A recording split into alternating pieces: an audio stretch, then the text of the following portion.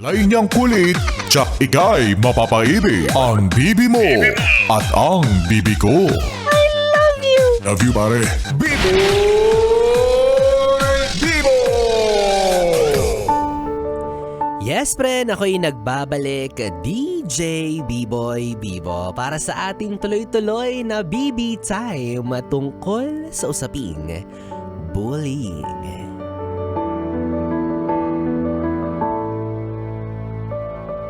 Yes, friend, ikaw ba ay minsan na ring naging tampulan ng tukso dahil sa itsura mo, dahil sa pangangatawan mo, o dahil sa mga katangian mo na nakikita nila sa'yo at hindi mo naman ginusto? Ay, ang ating paksa ay medyo sensitibo, kaya naman dapat bukas rin ang isipan mo. Oo, naku, kapag ganyan, no? Ako, sabihin mo ng lahat sa akin, pero wag mo lang talaga akong sasaktan physically kasi sinasabi ko sa iyo maghahalo ang nabalatan sa tinalupan. Oo, bilang pinalaki ako ng komunidad namin kung saan ay maraming rambulan. Sanay ako dyan, pumapatol ako dyan.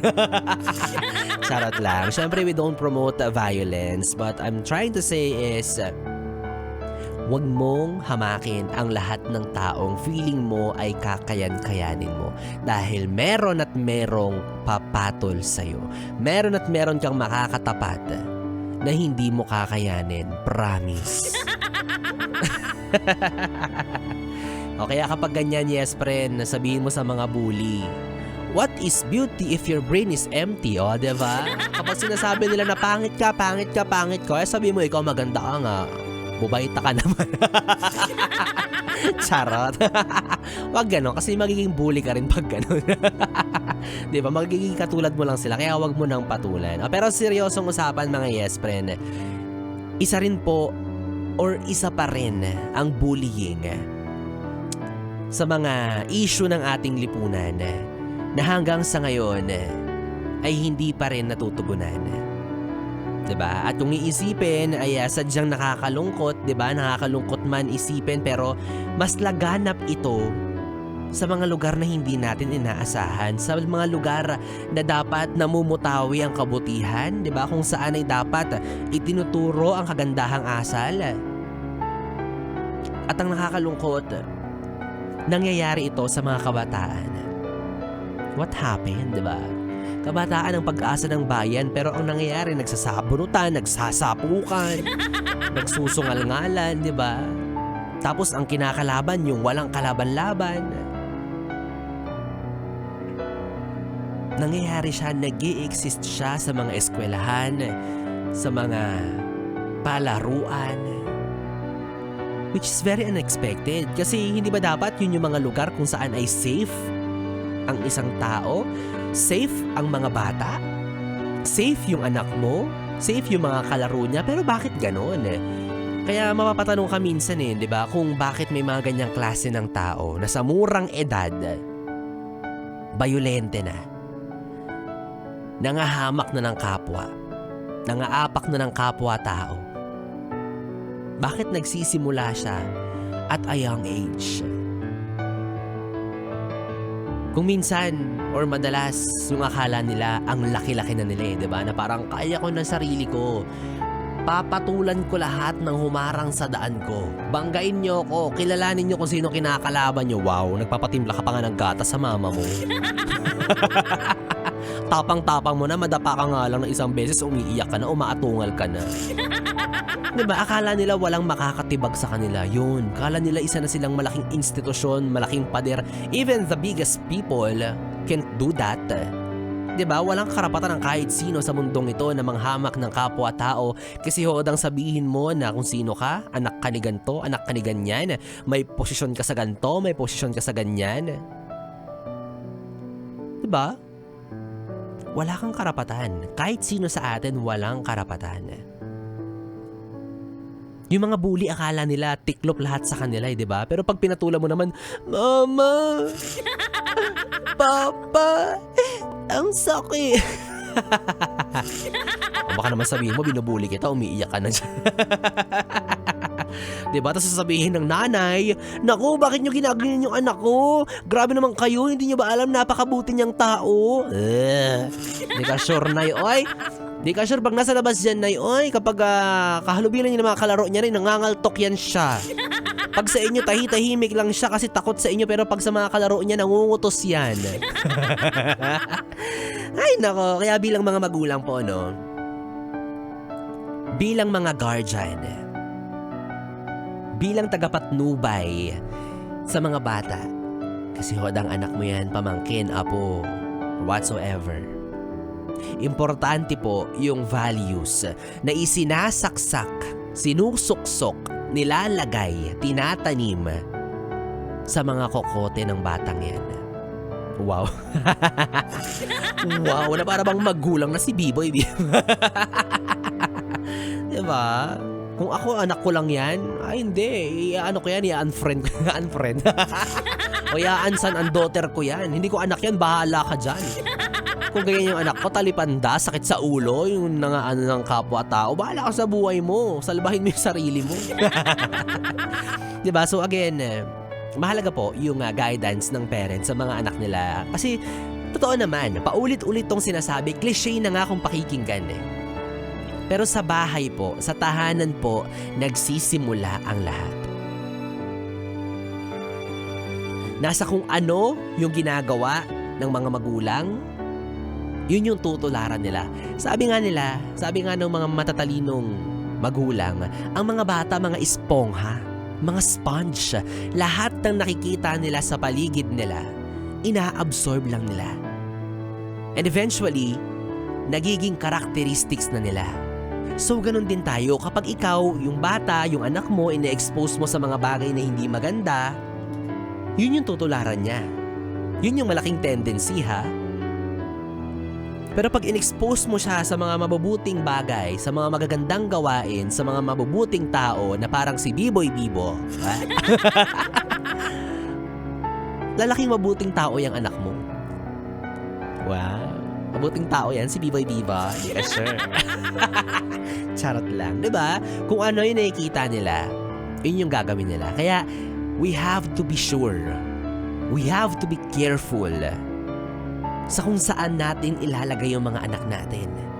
Kung saang eskwelahan, kung sa anong klase ng pagkakaibigan, sa kung anong klase ng pamilya na pinag-iiwanan, diba? It is very important.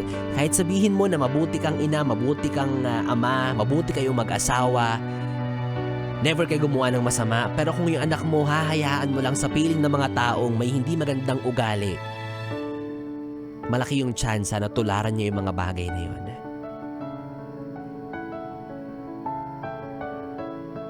Kasi tandaan nyo, kung ano yung nakikita at na-absorb niya sa isang household, yun malamang sa malamang yung i-apply niya sa kahit saan siya magpunta, kahit saang lugar mo siya dalahin, kahit na tumanda na siya.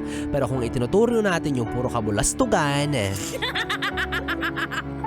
dinormalize natin na okay lang naman manghamak ng kapwa, ayan talaga yung mangyayari. Kung ngayon palang tinuturuan mo ng bad finger yung pamangkin mo, ano yung na-expect mo paglaki? Diba? Yan talaga yung magi-instill sa utak niya. Kung nakikita nila na sa mga mas nakakatanda sa kanila na parang okay lang kung gawin nila to, gawin nila yan, wala namang mangyayaring masama, magiging tama yun sa paningin ng bata. Pero kung itinuturo natin sa kanila ay maging mabuti sa kapwa, kung magiging example tayo, yun yung tutularan nila. Ay, si Biboy Bibo, mapagmahal siya. Oo, namimigay siya ng 500 piso. Wow. Diba? Ganon din gagawin niya. Pero yung 500 piso, galing sa bulsa mo. Galing sa bulsa ng magulang. Kaya humanda ka, itago mo yung mga pera, baka ipamigay niya. Ay, nako. Kaya ikaw, yes, friend, kung alam mo ikaw ay isang magulang at aware ka at ramdam mo na bully ang anak mo at hinahayaan mo lang. Diba? Wala kang pakialam sa kanya at tila proud ka pa na hindi mo siya dinidisiplina. Hoy, ngayon pa lang, maghanda ka na ng pangpiyansa. Oo, kasi mahirap na, di ba? Well, for some cases din naman, di ba? Kagaya nga sinabi natin, ibigay natin to sa mga bata na mabait naman talaga pagdating sa bahay, okay naman, hindi makagawa ng kasalanan, hindi makabasag pinggan. Sinusunod ang lahat ng utos ni inay at itay. Pero paglabas ng bahay, pagdating sa palaruan, pagdating sa eskwelahan, grabe mang bully, grabe mang hamak. Sa murang edad. Maaaring sabihin na natin na may pinaguhugutan din siya, no? Baka maliit lang ang tingin sa kanya pagdating sa kanila, kaya pagdating sa labas, gusto niya siya yung malaki, siya yung dominante. Hindi po ako expert, no? Pero hindi ako professional. Pero pagdating sa usapin na to, ang sigurado lang sa sasabihin ko, ang pangbubuli po ay may hindi magandang epekto sa isang tao.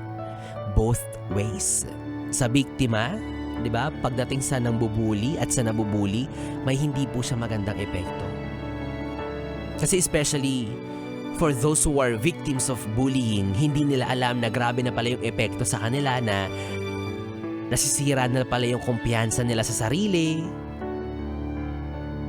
O di naman kaya para dun sa mga nambubuli naman, hindi nyo alam kung anong klase ng dignidad o level ng pagkatao yung inaapakan ninyo, level ng kumpiyansa yung sinisira ninyo every time na may binibiktima kayo. But then again, hindi po ako expert. I reiterate, hindi po ako professional. But in my opinion, bullies are the real weak ones. Sila po ang tunay na mahihina. Sila yung totoong kinakailangan ng tulong. Kasi sila yung mga totoong insecure. Insecure sila sa mga bagay na wala sila at hindi nila kaya. Kaya ikaw, kung naririnig mo to sa mga oras na ito at bully ka, nako, ang sinasabi ko lang sa'yo, hindi mo madadaan sa pambubuli ang pag-asenso sa buhay. Hindi ka amazing sa part na yan. Hindi ka kahanga-hanga, hindi ka ka-proud-proud sa ginagawa mong yan. Walang wow factor sa pambubuling ginagawa mo. Kala mo ang tapang mo? Wala yan. Sa paningin ng karamihan, ikaw yung totoong duwag, kaya itigil mo na yan. Instead,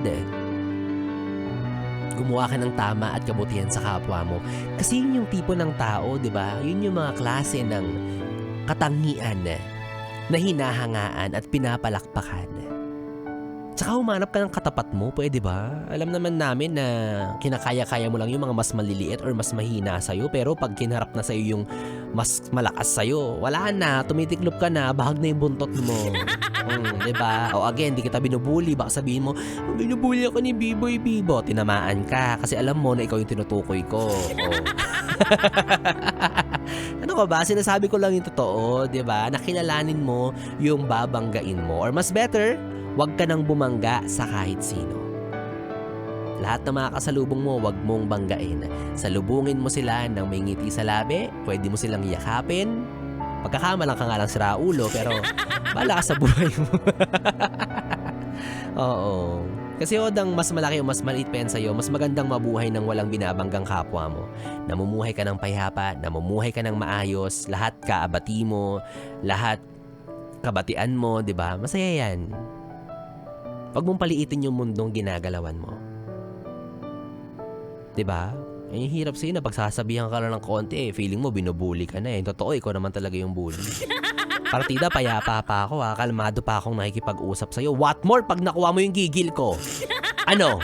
Charot. Tapang ni Biboy. Nakakatakot. So bottom line ng ating usapan ngayong gabi mga yes friend, please be kind to everyone. Hindi mo alam kung anong klaseng problema yung pinagdadaanan ng kahit sino sa paligid mo. It takes no sense to be kind to people around you.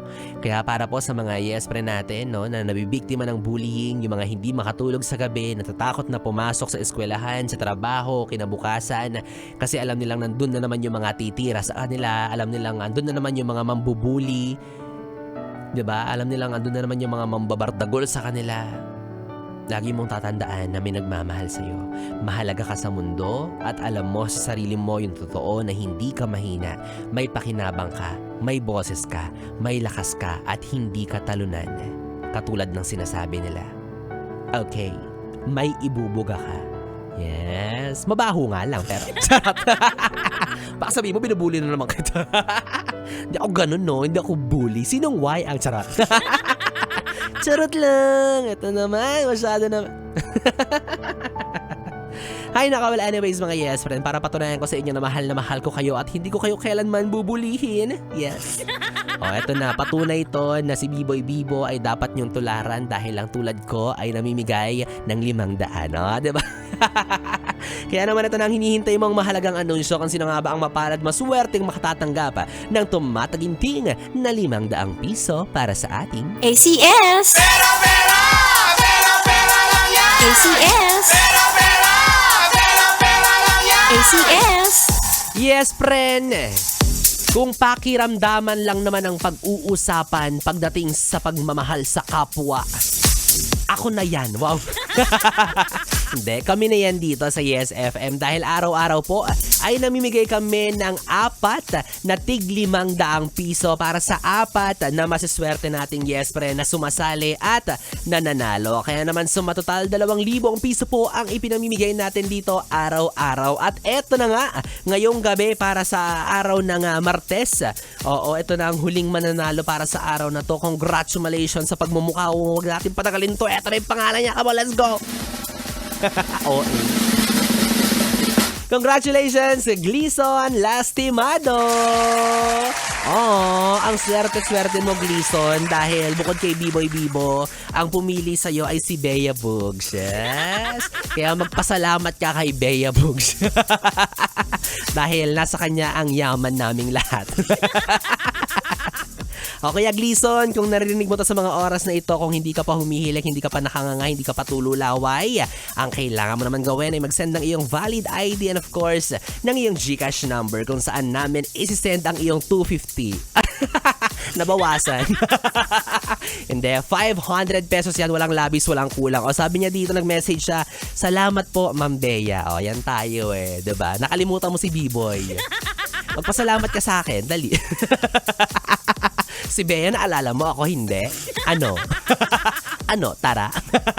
O hindi, congratulations sa iyo, Kuya Gleason. At ikaw naman, yes, friend, kung gusto mo ring manalo ng 500 pesos, ituloy-tuloy mo lang ang pakikinig at pagtutok sa 101.1 Yes FM. At syempre, ang patuloy na pagtangkilik sa mga produkto ng ACS Manufacturing Corporation tulad ng Charm Fabcon Purple Eternity. At mali mo, ikaw na ang susunod na makatatanggap ng premyo para sa ating ACS! ACS! ACS!